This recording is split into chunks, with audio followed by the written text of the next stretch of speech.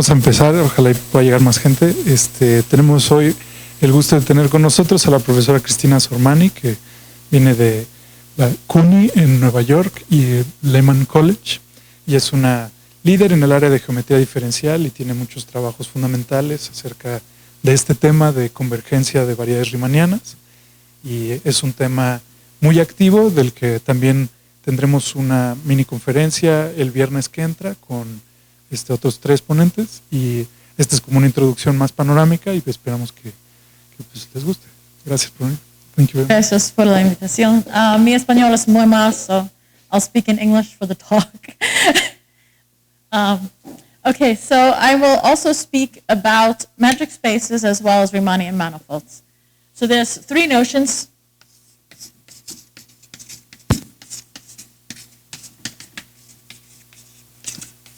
Of convergence, where we have a sequence, of manifolds MJ, A, going to some M infinity, and these could be espacios métricos or Riemannian manifolds, either way. And the first notion is called Lipschitz Convergence.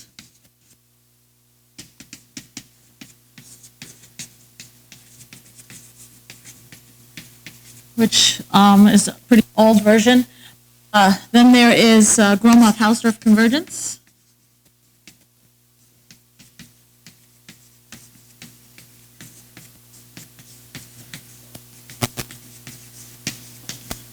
Which was introduced by Gromov.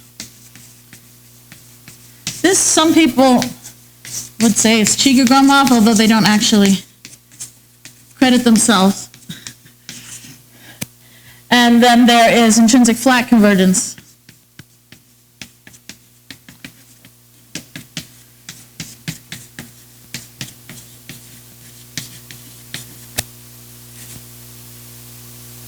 Which is joint with me and Stefan Wenger, who was a postdoc at NYU when we worked together.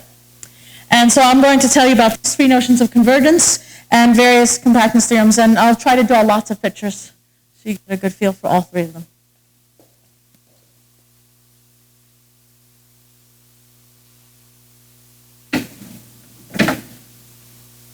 So we say MJ Lipschitz converges to M infinity.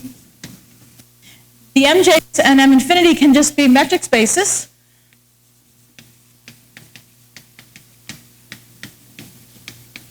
Or they could be Riemannian manifolds.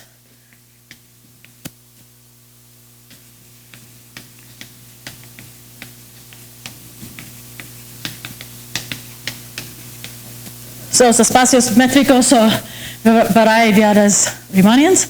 Okay, so you have this when the Lipschitz distance between MJ and M infinity goes to 0, where Lipschitz distance between 2 spaces, x and 1 and x2, is equal to the infimum over all Lipschitz maps of the log dil f comma log dil, plus I think, plus log dil f inverse. The infimum is all over all f from x1 to x2, which are by Lipschitz. And the dil of f is the supremum over all x in x1 of the distance in x2 between f, x, fy. This is y in x1, x not equal to y.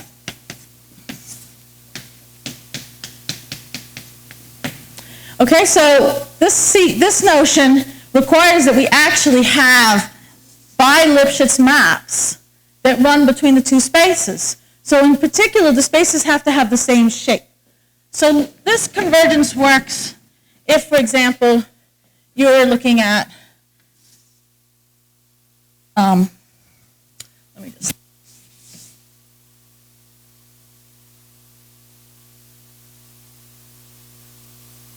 this is your M1, M2, and they'll Lipschitz converge just a sphere. So that works well with those. But it does not work. It also works for, another example would be, have something like this with boundary. So this is,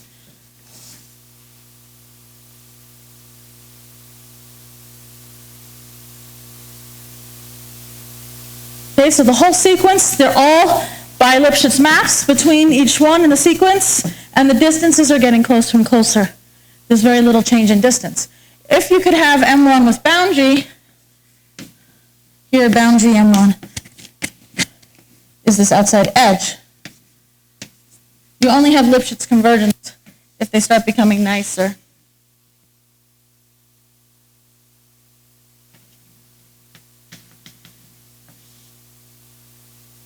So these ones all have boundary, and this is going to a disk.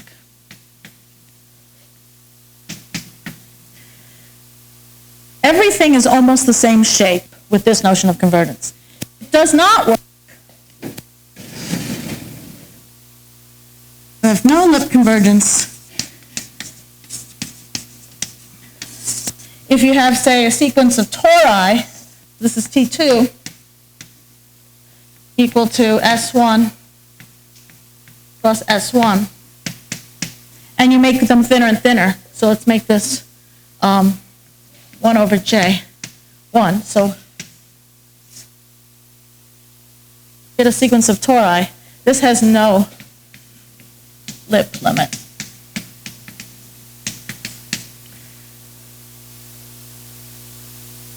That's our M1.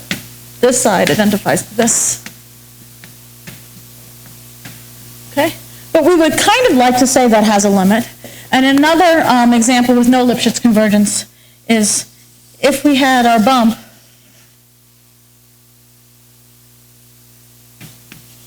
and then the second one has a thinner bump.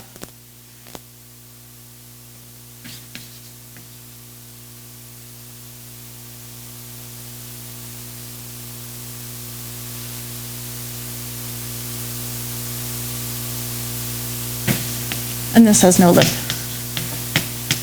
limit. Okay, so the bump is getting too thin, so we don't have any notion for, these are not getting close to each other by Lipschitz. They're not close.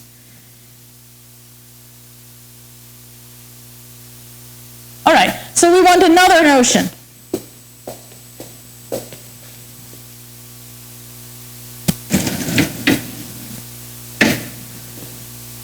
So we should introduce a new idea.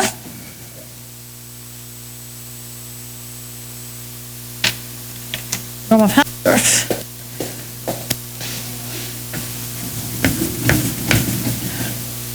So now we're going to talk about the Gromov-Hausdorff distance.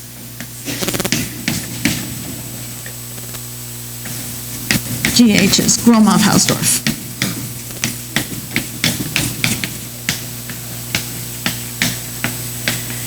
And then the idea with the Gromov-Hausdorff distance is we would like this sequence to have some limits. So we want this to have a limit, and we want this one to have a limit. And so what Gromov decided is, what would be the right limit for this?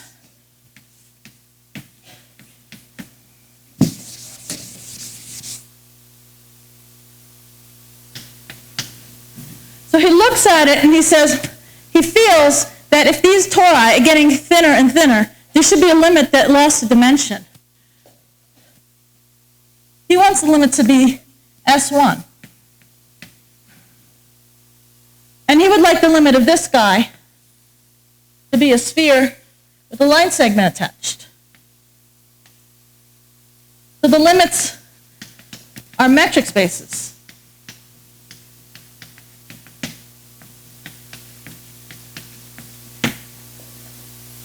And that's his plan. So in order to make his definition, he he can't have a map F. There will not be any map F that goes from here to here. There's no map. There's no inverse map. So we need to make a new notion. So the reason he calls it Gromov-Hausdorff is he builds upon an old existing notion. Not erasing well.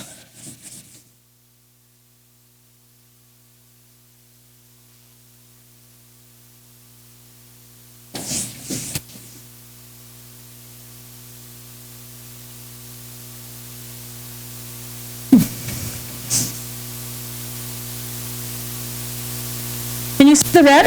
That sort of holds? Okay. So the Gromov-Hausdorff distance between two spaces is equal to the infimum of the Hausdorff distance inside some space Z of images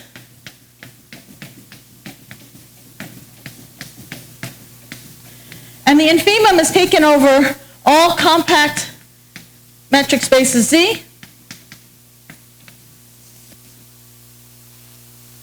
and all distance preserving maps phi I from xi to z.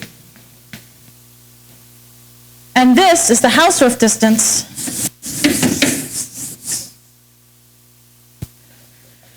where dHz between two sets. This is the Hausdorff distance.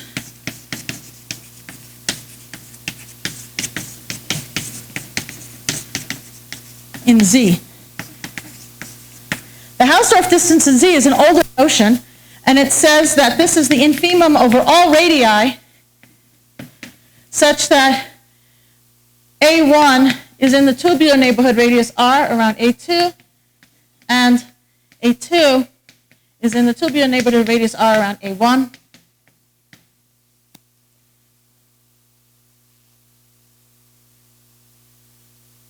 Tubular neighborhood about a radius A is all the points X, such that there exists A in A, distance from A is less than R. Okay, so it's a tubular neighborhood around the set. And distance preserving means if you have 2 points here, the distance afterwards is the same as the distance before. So it's distance preserving. So this is Gromov-Hausdorff distance. And when you use this method, you can look again at the sequence, and he's saying, take your space and your limit space and put them together into some Z. So we want to compare him sitting inside a larger Z. So if I make my Z here, my one space could look like this. That's my M1. And I map him into Z. He looks almost the same as he did before. And then the limit space by infinity, M infinity. If we call this guy M infinity. So we make them both sit inside some Z, and then we want to measure the distance between these two guys sitting inside Z. So we want to put it as close together inside Z as we can. So we put them really close, and then we measure tubular neighborhoods around them. And so we estimate if this is Z, they're sitting in Z, the tubular neighborhood around him reaches all the way to here, and that would be the distance, and then to get from the tubular neighborhood around him to include all of him. So we take these large tubular neighborhoods around each one, and then this is giving my estimate R, which then estimates the Gromov-Hausdorff distance. So the Gromov-Hausdorff distance between this guy and this guy is almost the whole length. And then the Gromov-Hausdorff distance between and this one is this. And it's getting smaller and smaller. Okay? And for these, the same sort of thing. You put them in the same space. For this set, we could actually use Z equal R2 and just put them together inside R2. Here's my phi 1, phi infinity, M infinity. is just a disk. And then that guy, my phi j, mj, and my Gromov-Hausdorff distance is going to, he's sitting inside here, so the Gromov-Hausdorff distance is really measured just from this radius here. So you're fitting them inside a common z. These guys are all flat. If they're flat, these are all just flat sets. They're all just flat. Find distance preserving maps that put them inside flat Euclidean space, and then you just measure the r distance here. The r distance is getting small because he's almost round. For these, the common z that we would use would be to put this guy inside M1 himself. So for this one, we could use so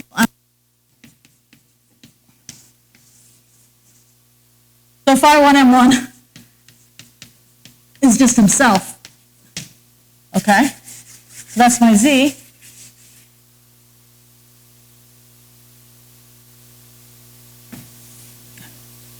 This is the M infinity, phi infinity, M infinity, and the radius that's needed is about this long. And that's the Gromov-Hausdorff distance. So when it's getting thinner, this radius gets very small. So again, Gromov-Hausdorff distance gets small. And then for this one and this one, it's a little hard to draw the space, but picture a higher dimensional space coming out here. And then you have the long, thin tube near it. So if you wanted to imagine the z here, I can't actually draw it again. It's sort of something vague. My limit guy here, and then my sample who's close to the limit. And you can see the radius is about that size. But if I tried to show this Gromov-Hausdorff close to an ordinary sphere, the radius would be very large. Okay, so that's Gromov-Hausdorff convergence. And Gromov-Hausdorff convergence works very well for sequences that have the following conditions. So Gromov's compactness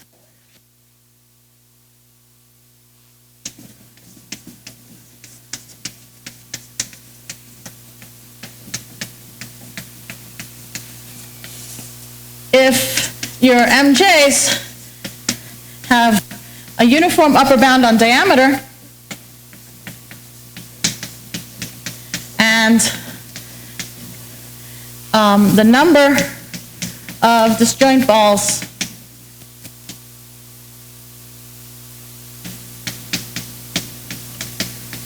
radius r is less than or equal to uniform n r. This does not depend on j. Does not depend on j. Then a subsequence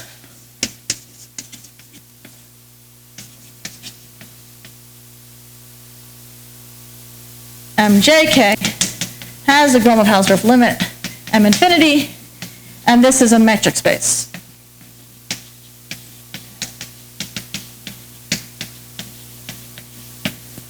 And if these have Alexandrov curvature bounds, then he'll have Alexandrov curvature bounds. And if he has Ricci curvature bounds, then this space has metric measure bounds.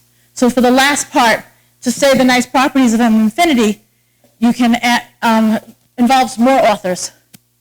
So you have Gromov, let's just say Chiguk holding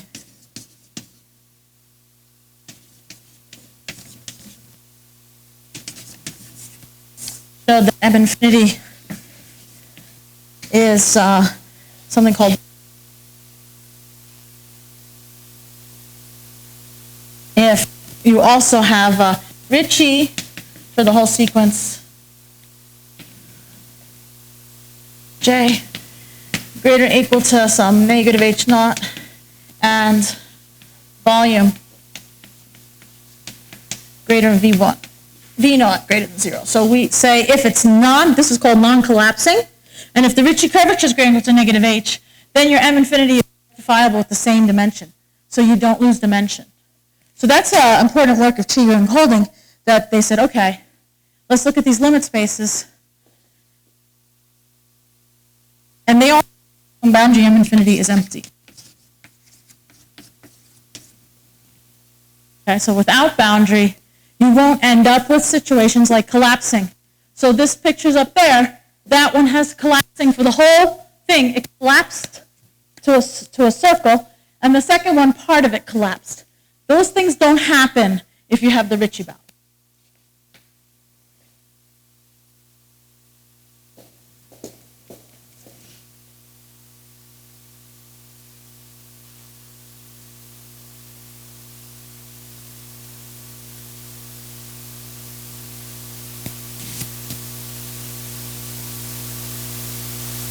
Actually, you know,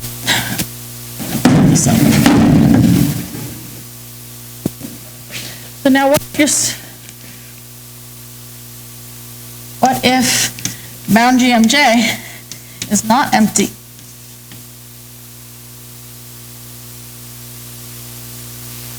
So those situations, if the boundary MJ is not empty, you can have some situations where you have this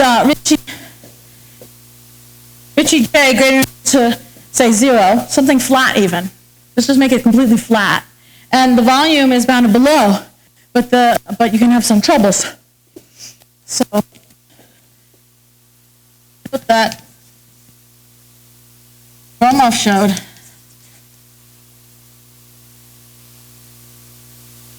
With boundary MJ, boundary M empty,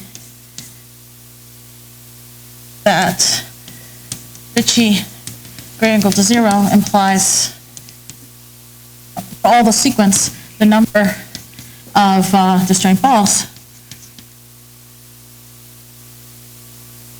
was less than or equal to NR with a precise formula.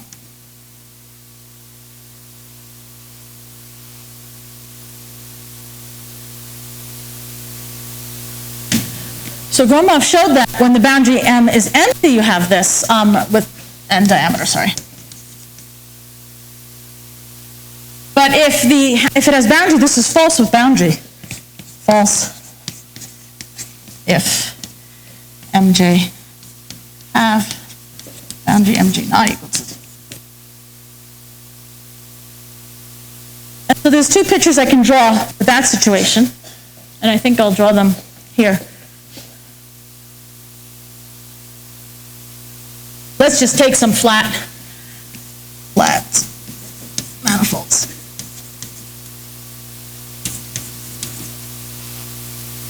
So one will be our sequence of flowers.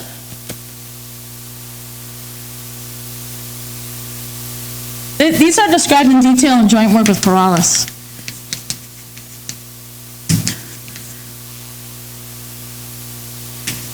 So you can ask her more about it. Flowers. So flowers look like this. The first one in the sequence could maybe have not so many. And then the second one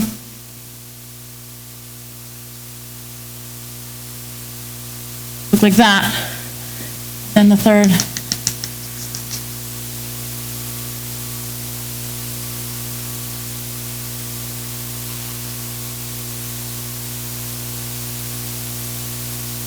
Okay, these are all flat, so you can cut them out of paper.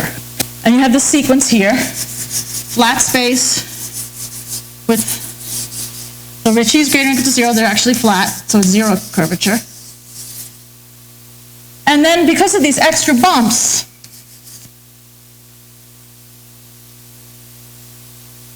we're not going to be able to count the number of balls, because every one of these bumps gives us a new ball.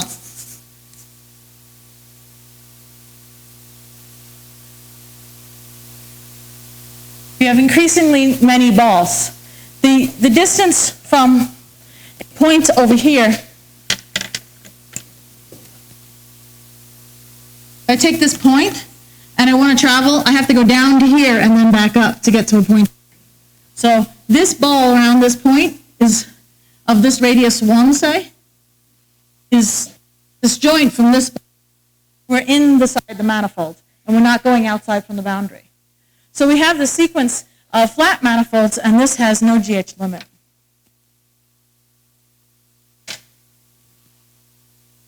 Lost my orange.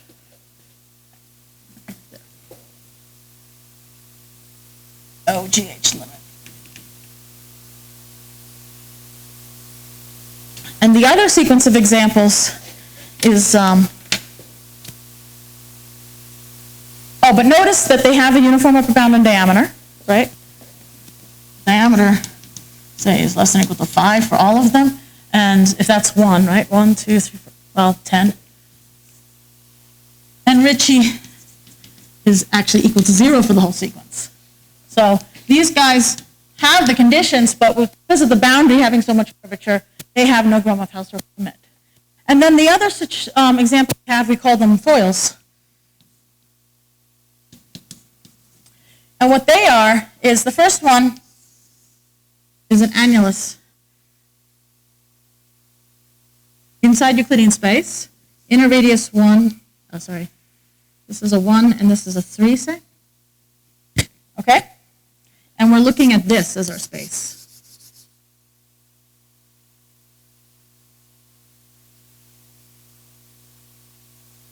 That's our space.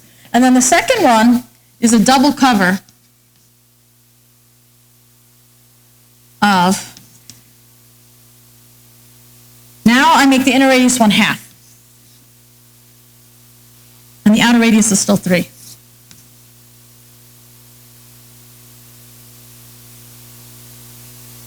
And then we have a triple cover of, now it's 1/3, and so on.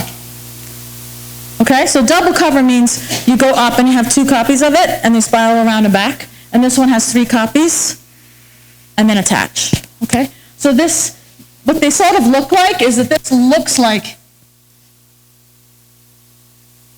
kind of like that shape. And this one is oscillating even more. And they're flat. You can build these. And actually in our paper, we have photographs of them. We built them. Okay? And my kids built them. And then the first one is just plain. Okay? So what happens here is that the outer edges of these guys, this edge is 6 pi, right? And so this edge is 6 pi. And the inner edge is 2 pi. And so this inner edge is 2 pi. For this one, the outer edge is 6 pi again, but the double cover, the outer edge, is 12 pi. The inner edge of this one is only pi. The inner edge of this guy is again 2 pi. Double the pi. The inner edge of this one is 2 pi over 3. So the triple cover's inner edge is pi again for the whole sequence. And so when you look at this sequence, you end up with estimating the diameter. Estimate the diameter in red. The diameter between any point here and any point here, you just go to the center, around, and out.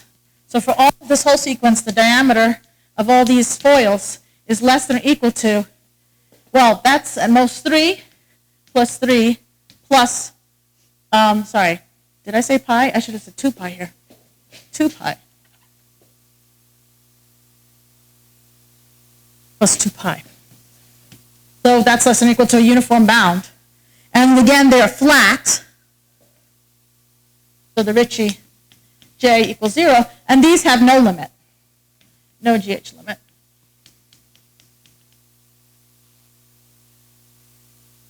Because again, we can make lots of balls that are disjoint.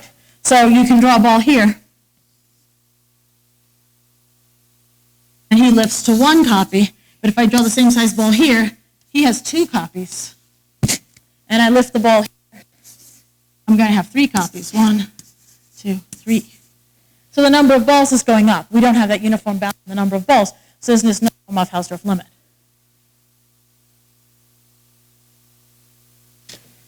Just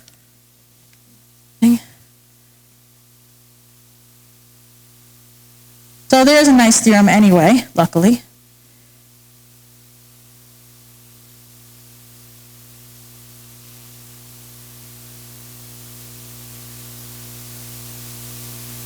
So nevertheless, Raquel proves the theorem.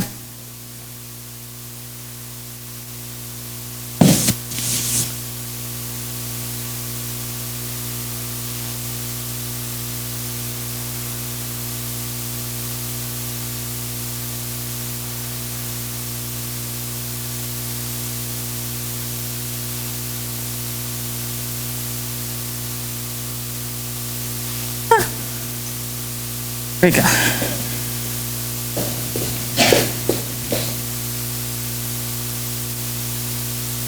Which? Orange. So what if the boundary is not zero? Perales has a theorem which says that if you have the Ricci MJs bigger or equal to 0 and volume MJs less than or equal to V and diameter MJ deltas, I'll explain that in a second, less than or equal to D, and it's non-collapsing, which means we're avoiding, just like Cheeger-Colding, they're also non-collapsing.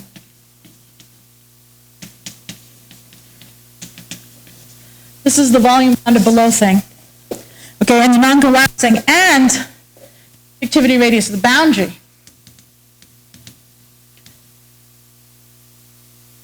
is bigger or equal to some I naught, bigger than 0, and then the subsequence Mj, K, GH converges to M infinity, and M infinity is rectifiable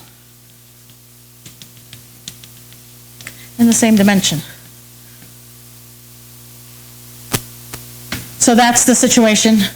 Cheeger-Colding extended without the boundary. So the extra parts, you notice Cheeger-Colding only needed, they had just to mention it. The big difference that she has to add is this extra volume bound and this. So I'll explain the extra, those two conditions are both coming up from here. She needs the extra volume bound is this sequence, nicely controlled injectivity radius of the boundary. The boundaries, you know, there's plenty of room around the boundaries pointing inward. So these have nice injectivity radius, but the volume is going to infinity. So the foils example, foils fail because volume goes to infinity.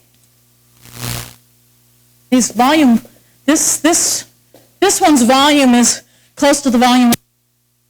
This is of a disk, close to the volume of a double disk. This is almost the volume of 3 times the disk, and so on. Their volume is going to infinity. So that's why she needs this volume condition. And the injectivity radius condition is needed for this. This one has the volume bound. All of these have a good bound on their volume. But the you can't, your geodesics start crashing into each other in the petals. So the foils, the flowers fail. The injectorad. She has many theorems with different conditions, but this is the easiest one to state, where she puts different conditions on the boundaries and things. But this one is the easiest, and it has these 2 very beautiful examples that she can do. So this is Raquel Perales' work. She's right there. So then you might say, are there examples that still fail? So are there examples out there that actually have no limit, even, the next thing we want to ask is there hope for sequences which have no Gromov-Hausdorff limit? So let me give you an example from Ilmanen. That's a clean board so I can.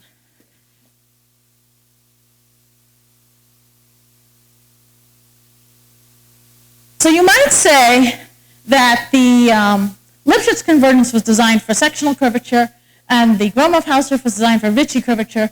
And then if you only have a scalar curvature bound, what can you do? So what if MJ has scalar greater than equal to 0, not Ricci greater than equal to 0? The scalar curvature is the trace of the Ricci.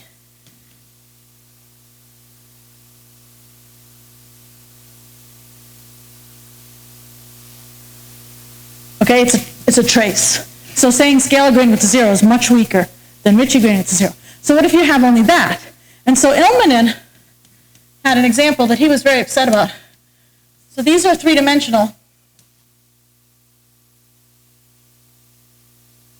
with scalar greater than 0. Actually, they're strictly greater than 0. And his examples, they are all spheres. And the first one maybe has one bump. And the second one has two bumps. And the third one has three bumps. But let's make them thinner. I want to make them very thin.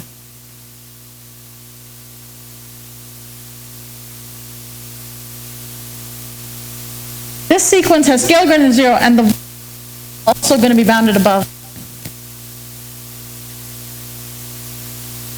Bounded below.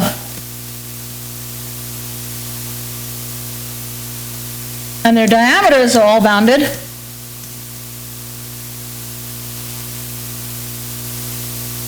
But there's no GH limit.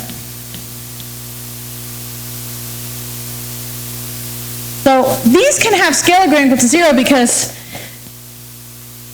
although it looks like negative curvature here, there's a positive curvature. So the well is going up with this is negative, but this direction is around of positive, one direction positive. They're done well, okay? So he makes a sequence like this. And they have no Gromov-Hausdorff limit because, again, I could take a ball around this one, and then there's two balls that are disjoint here, and this one has three disjoint balls. So they end up not being close to Gromov-Hausdorff, no Gromov-Hausdorff limit. And he said, well, he wanted the limit to be S3.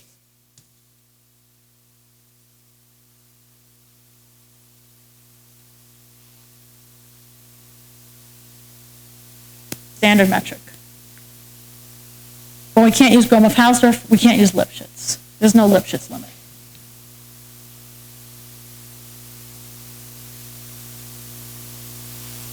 So now what can we do?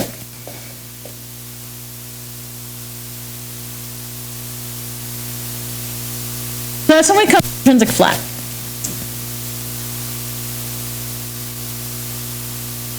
So we introduced intrinsic flat convergence to handle this.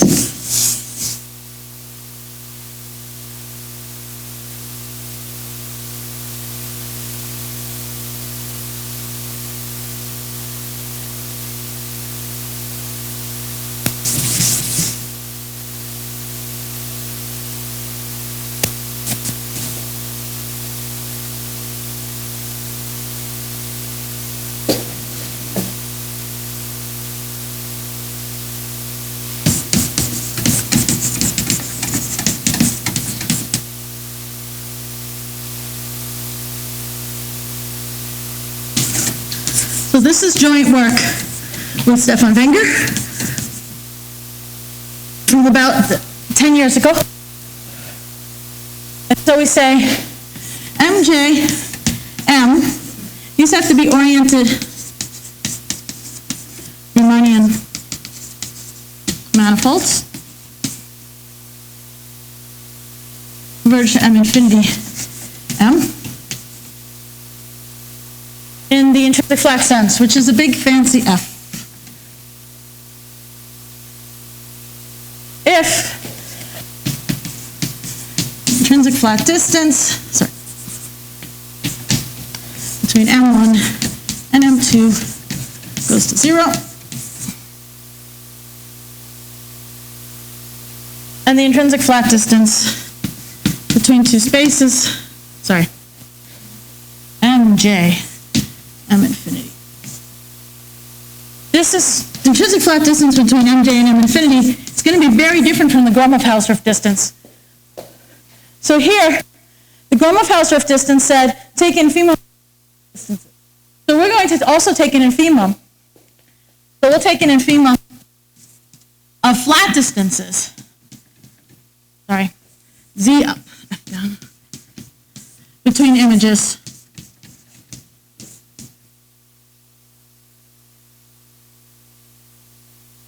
Over all complete Z and phi I from mi to z, distance preserving.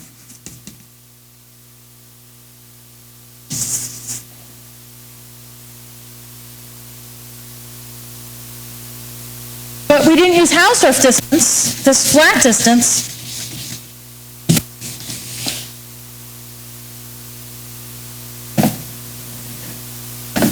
Where the Federer-Fleming flat distance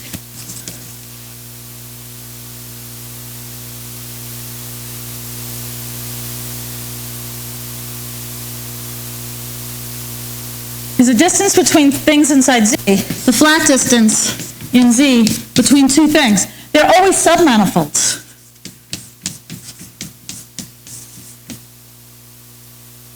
And they're always oriented. And it's basically equal to the infimum of the volume plus 1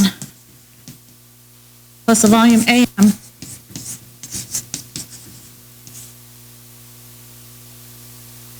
such that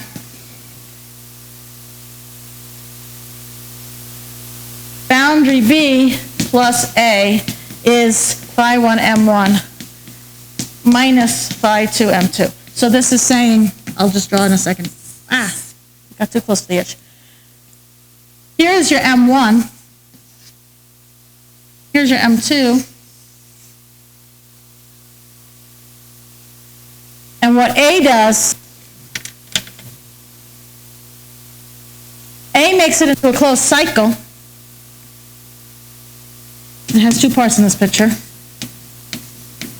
Now it's a closed cycle, and B fills it in with something one dimension higher. That's B. He's one dimension higher. We're saying the boundary of B is M1, M2, and these two little pieces.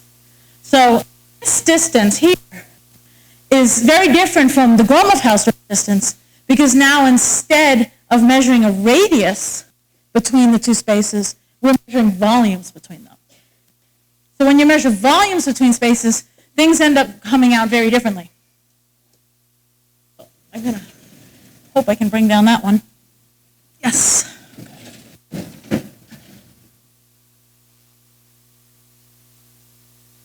Let me see, I might have a picture I can talk about right away.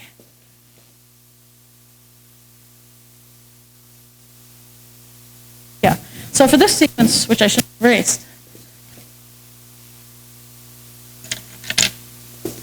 for this sequence that we had here,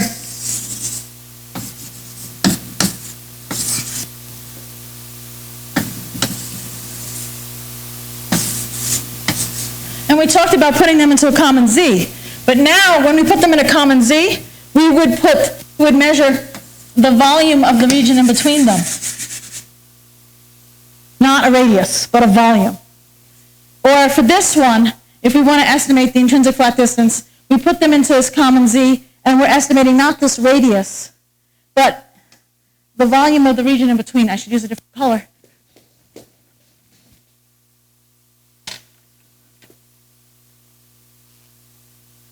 This picture is really hard to see. This one, we took one of the guys from the sequence, and he looked like this, and the last guy in the sequence was this. And now, if we wanted to measure the Gromov-Hausdorff distance, it was this radius. And if we want to measure the intrinsic flat distance, it's this volume.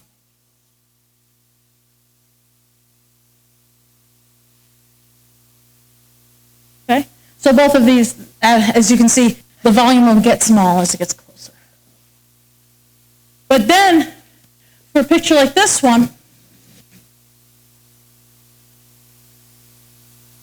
we took the sequence guys and we put them in common space, and we put the limit as the radius between them.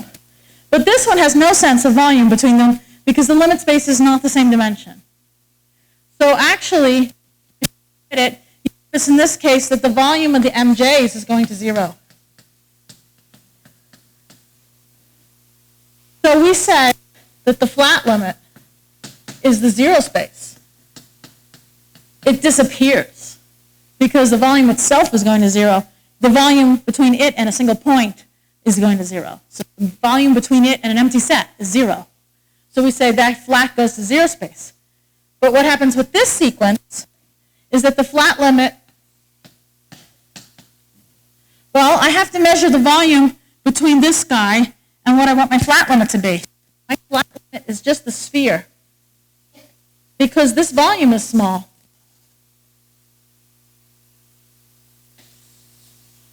So the flat limit is just the sphere. That part disappeared. And so we lost that part because this volume is between phi 1, m1, phi 2, m2 goes to 0.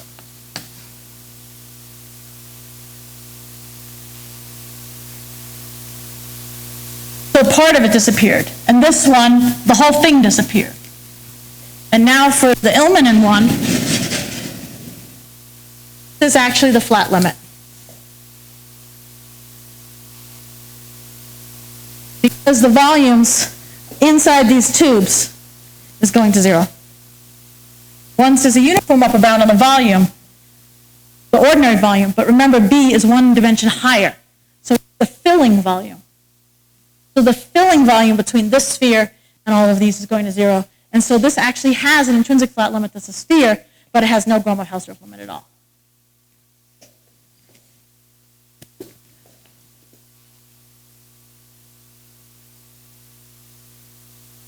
In fact, there's a very nice theorem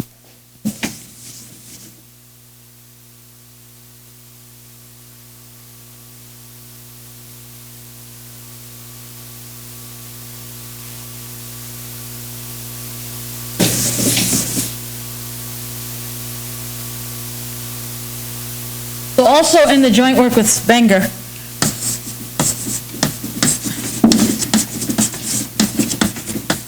We showed that if the MJs Gromov-Hausdorff converge to some m infinity, to some space x, and the volumes of the MJs is less than or equal to V naught, and the volume of the boundaries is less than or equal to A naught, then a subsequence converges in the flat sense to some m infinity who is inside X. It's a subset. And that exactly matches the situation here, where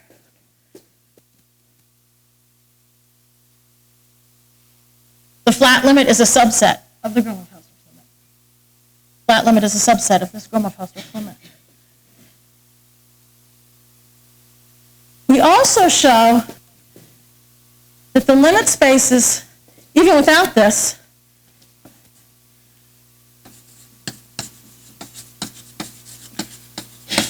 the limit spaces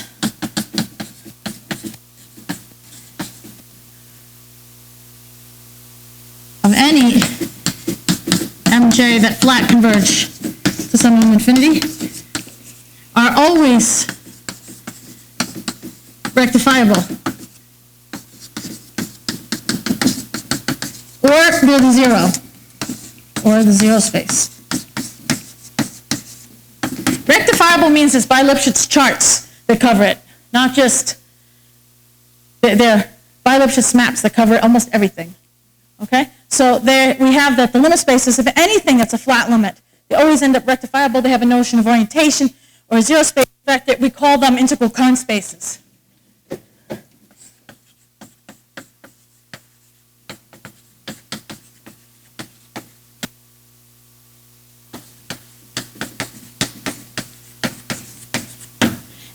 anything in that class of spaces, we can define intrinsic flat convergence. So we can't define intrinsic flat convergence for arbitrary metric spaces, but we can for these things called integral current spaces, which are rectifiable, correct dimension. They have a boundary that's rectifiable, so they have a notion of boundary, and they have a notion of what's called a mass, which is like a volume. And these are based on the integral currents of Federer-Fleming. And don't have time to write it here, but Raquel, Perales, Catherine Sorrell, Marie Jaramillo, Anna Siffert, and wait, did we get one? Who's the last one? Oh, Priyanka Raj. Okay, the 5 of them prove that if you have an Alexandrov space that's oriented, it's in this class of integral current spaces. So you can also talk about their intrinsic flat limits. All right, and they use the work of Barago, Gromov, Perelman to help prove that. And also some other people. Okay, so this is the world of intrinsic flat limits, but then the natural question is, when are intrinsic flat limits equal to Gromov-Hausdorff limits? So usually it's a subset. So the next question is, when is M infinity equal to X? When do they actually agree? Because if you can prove that they agree, then you've just shown the Gromov-Hausdorff limit is rectifiable, which ordinarily you don't have. So anytime you can do this, this is a way of proving the GH limit is rectifiable.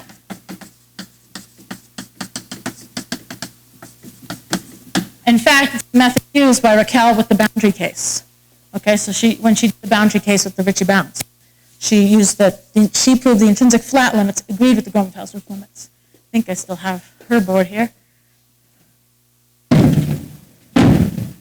This theorem, actually, she gets flat and GH convergence, the same limit space in her theorem here. So actually, with Wenger, we proved this without boundary. So the same theorem without boundary.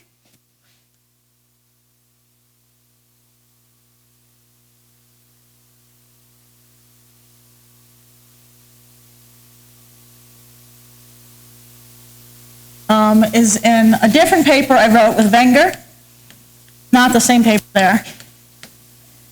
And so we also need the non-collapsing, because if it collapses, that's when it goes to 0.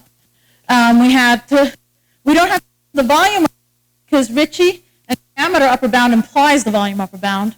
So we have the same theorem in our paper, and then Matveev and Portegies recently extended the non-boundary. Boundary MJ is empty, but Ricci is allowed to have a negative lower bound. Okay? And so they got the result that the Gromov-Hausdorff and flat limits agree.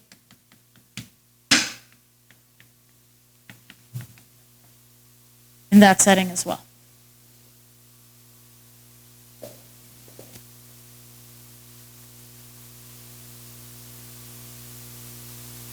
How much time? 5 minutes. Okay, so I'll just say one tiny more thing. I basically said everything, but I just want to give you a hint about something that's sort of interest, which is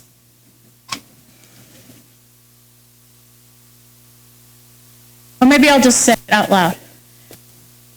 There's something called tetrahedral property, which says that the spaces contain tetrahedra that are forced not to flatten. They're just stiff like this. And so Portegies and I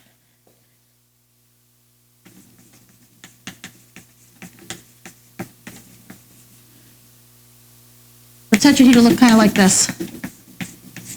If the spaces have this tetraprop, MJ with tetraprop,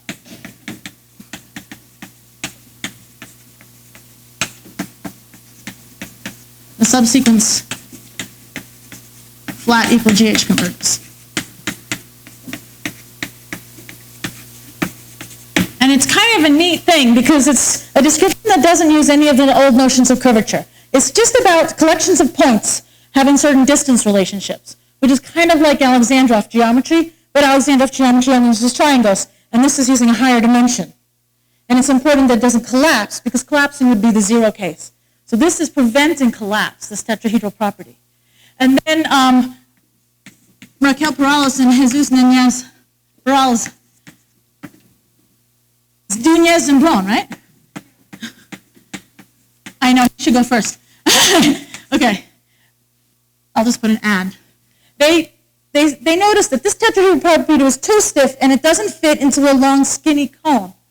So they made a tetrahedral property that allows for very thin tetrahedra that could fit in cones. And this allows a larger class of spaces, and for that larger class of spaces, they also prove a subsequence flat equal GH converges. So you get the same theorem with a more flexible tetrahedral property. It doesn't allow them to become arbitrarily thin, because that would be collapsing, but it allows this. So one of the current projects that Raquel Perales and I are looking at is what would be the classes and properties of such limit spaces.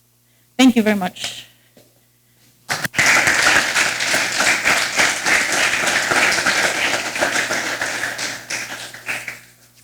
Well, thank you very much for this fascinating panoramic view with all of these fields. ¿Tienen alguna pregunta? ¿Alguien quisiera preguntar?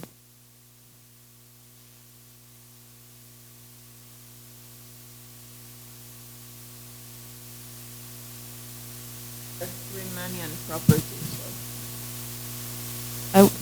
Should I need it? If you want to be on TV. I don't want to be on TV. I've been too many times on this TV. So I imagine you have looked at different properties of the limit spaces. Right. And I imagine there's a So huge the biggest property is this rectifiability. Yeah, I understand that. The boundaries converge to boundaries, which is nice. The volumes semi-converge, so the limit has a smaller volume, lim inf, okay, is less than or equal, you know. The eigenvalues of the Laplacian semi-converge. That's by Portegies, by himself. That's in his dissertation. He's a young guy also. And Zara Sine, who's a postdoc at Northwestern, has worked with me and shown some topological consequences. Although the topological consequences are few and far between because of this breaking. Okay.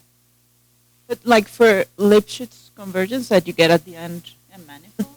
Lipschitz convergence, it's a Lipschitz manifold. Yeah. Well, It's way too strong, and the topology is consistent. Yeah. So in some sense, I just did a survey of the weakest notions. Yeah, I understand. Yeah. But what I was wondering if you can say something about geodesic flows. Maybe it's just... Okay. Obviously, you need... So the bundle, right? Yeah. So what happens to the bundles? So with Lipschitz convergence, the bundles converge Lipschitz if you use one of the standards metrics on the tangent bundle space. Pedro Solorzano has shown that if you have Gromov-Hausdorff convergence, the tangent bundles converge subsequence of the tangent bundles converge. He did not investigate the geodesic flow. He just showed that they converged and worried about horizontal and vertical, and discussed that, and some interesting things happened with weird things happening to those. But he did that work before I even designed intrinsic flat. So no one has looked at intrinsic flat of the bundles. Okay.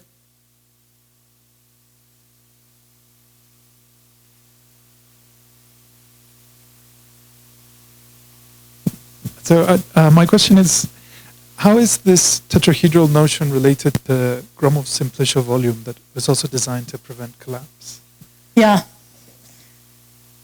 Unclear. They're not closely related enough, and we haven't actually produced examples showing they're definitely distinct. But yeah, that's open. To be honest, this tetrahedral is very new. It's a very new thing, and so there's a lot to be open and explored there. Bueno, si nadie más tiene una pregunta, pues le agradecemos otra vez a la profesora. Bueno, perdón, esto estoy atrás. Yeah, that's cool. Ask in Spanish, it's okay.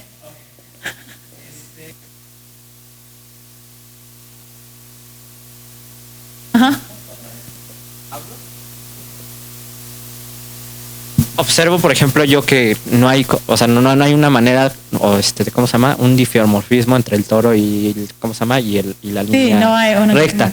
Pero en el caso, por ejemplo, de la convergencia F, como que sí podría haber un diffeomorfismo entre, ¿cómo se llama? La variedad M1. Es solo porque es un ejemplo muy simplista. Ajá.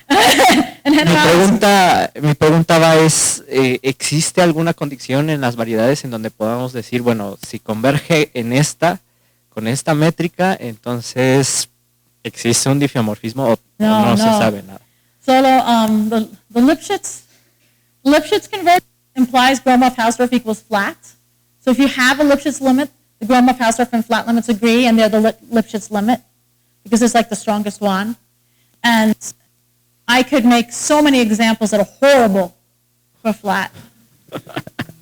Okay, thank you so much. And rectifiable means it's covered by countably many charts, almost everywhere. I can't draw how horrible it is. Okay. You could have you could have a dense collection of spheres inside three-dimensional space. That's a two-dimensional intrinsic flat limit. Because they're all little spheres, and they're all over the space. Okay. They're really horrible, but they are rectifiable. Okay, thanks so much. You're welcome. Ahora sí, le agradecemos ahora sí a la profesora Sormani. Thank you very much. Gracias.